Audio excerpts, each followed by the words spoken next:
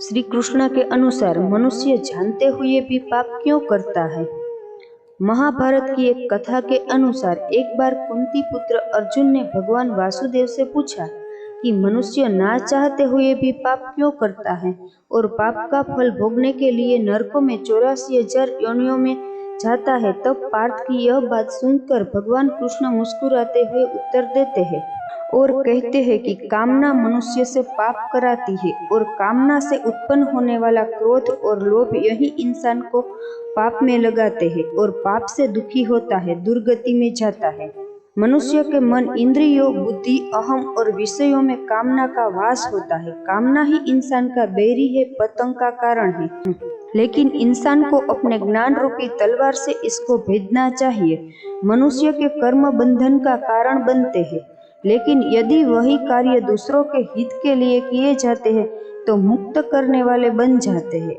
अपने यह स्वार्थ कामना से करे तो वही कर्म बंधन भोग है और दूसरों के लिए निष्काम भाव प्रेम से करे तो वही कर्म मुक्ति आनंद योग का कारण बनता है।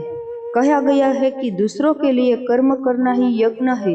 इसके साथ ही गीता में कई प्रकार के यज्ञ भी बताए गए हैं।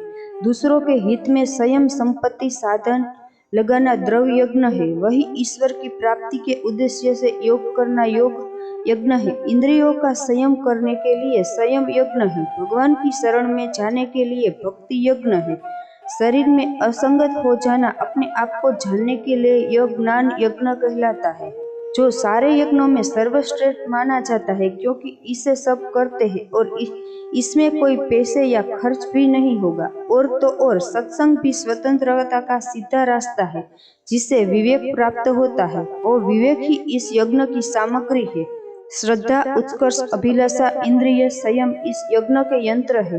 तो हमें कोशिश करना चाहिए कि ज्ञान यज्ञ में अपनी कामनाओं को यहूदी डालकर जीवन मुक्ति का फल प्राप्त कर ले।